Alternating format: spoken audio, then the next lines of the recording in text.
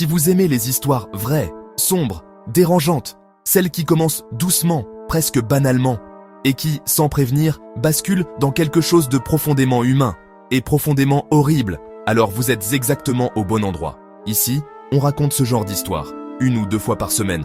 Alors si ce n'est pas déjà fait, vous pouvez vous abonner et activer les notifications. Allez, l'histoire d'aujourd'hui. En 1991, au large de la côte du Massachusetts, une femme nommée Helen O'Hara disparaît sans laisser la moindre trace. Helen a 29 ans. Elle n'est pas célèbre. Elle n'est pas riche.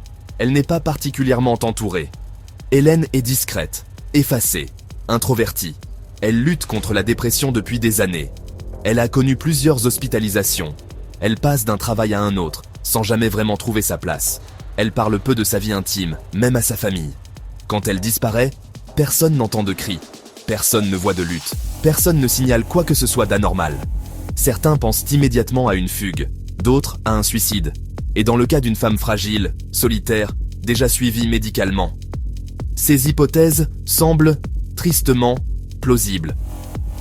Helen est vue pour la dernière fois un après-midi gris, marchant seule près de la côte. Elle porte un manteau sombre. Le vent est froid. L'océan est agité. Elle laisse derrière elle quelques affaires personnelles, mais rien qui indique clairement qu'elle comptait mettre fin à ses jours. Sa famille s'inquiète rapidement. Ils alertent la police. Les recherches commencent. Les enquêteurs interrogent les proches, les collègues, les voisins. Ils fouillent les plages, les sentiers côtiers, les zones rocheuses. Ils scrutent la mer. Mais très vite, l'enquête piétine. Aucune trace, aucun témoin, aucune scène de crime, rien. Le dossier est finalement classé. Helen O'Hara devient un nom parmi tant d'autres, un visage sur une affiche. Puis, plus rien. Pendant plus de 10 ans, Helen disparaît une seconde fois. Cette fois, dans les archives. Jusqu'en 2002. Cette année-là, un homme promène son chien sur une plage isolée. La marée est basse, le sable est humide, compact. Et en marchant, il remarque quelque chose d'étrange. Une boîte métallique, rouillée, à moitié enfouie dans le sable. Intrigué, il la déterre. Elle est lourde, fermée. Il l'ouvre. À l'intérieur, il y a des menottes, du ruban adhésif, des cordes, des outils soigneusement emballés. Et surtout, un carnet. Quelques jours plus tard, une seconde boîte est retrouvée à quelques centaines de mètres. Puis une troisième. Très vite, la police comprend que ces objets ne sont pas là par hasard. Ce ne sont pas des déchets. Ce ne sont pas des objets oubliés.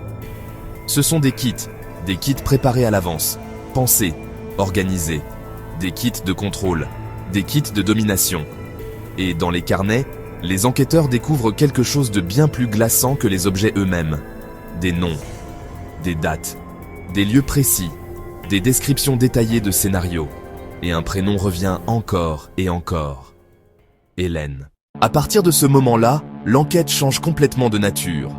Les policiers comprennent qu'ils ne sont pas face à une disparition classique. Ils sont face à une mise en scène, à quelque chose de prémédité. Ils remontent la piste des carnets. Ils analysent l'écriture, les lieux mentionnés, les dates.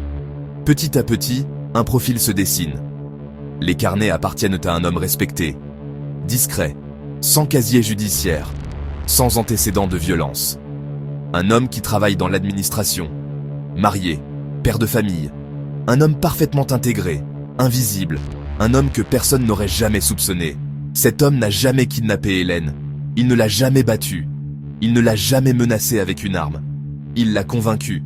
Pendant des mois, il a gagné sa confiance. Lentement. Patience infinie. Il s'est présenté comme quelqu'un qui la comprenait réellement. Qui acceptait ses failles, sa tristesse, sa fatigue de vivre. Avec lui, Helen se sentait vue, écoutée, importante. Puis, subtilement, il a introduit autre chose. Des fantasmes de contrôle, de soumission, de disparition.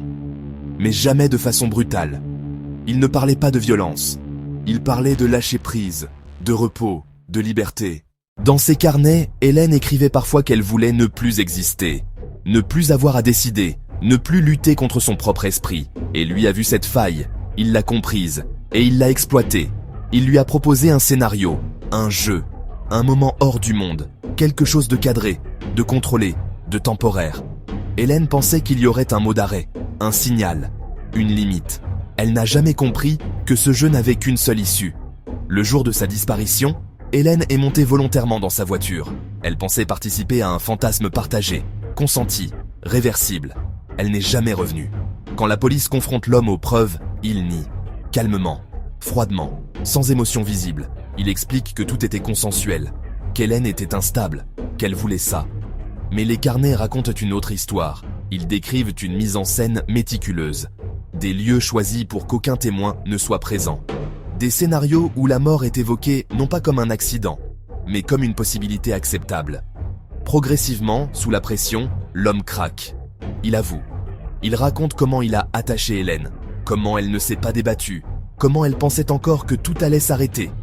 Il raconte aussi qu'il ne sait plus exactement où il a laissé son corps, parce que, pour lui, ce n'était pas un meurtre. C'était l'aboutissement d'un fantasme. Le corps d'Hélène ne sera jamais retrouvé. Elle n'a pas de tombe, pas de lieu de recueillement, pas de pierre où son nom serait gravé. Seulement des carnets décrivant sa fin avec une précision glaciale. L'homme est condamné à la prison à vie. Mais pour la famille d'Hélène, il n'y aura jamais de vraie conclusion. Parce que sans corps, il n'y a pas de fin. Il y a seulement une absence. Et parfois, ce sont les crimes les plus silencieux qui sont les plus terrifiants. Ceux qui ne laissent pas de sang, pas de cris, pas de témoins, seulement un vide et un prénom qui disparaît dans le sable au rythme des marées.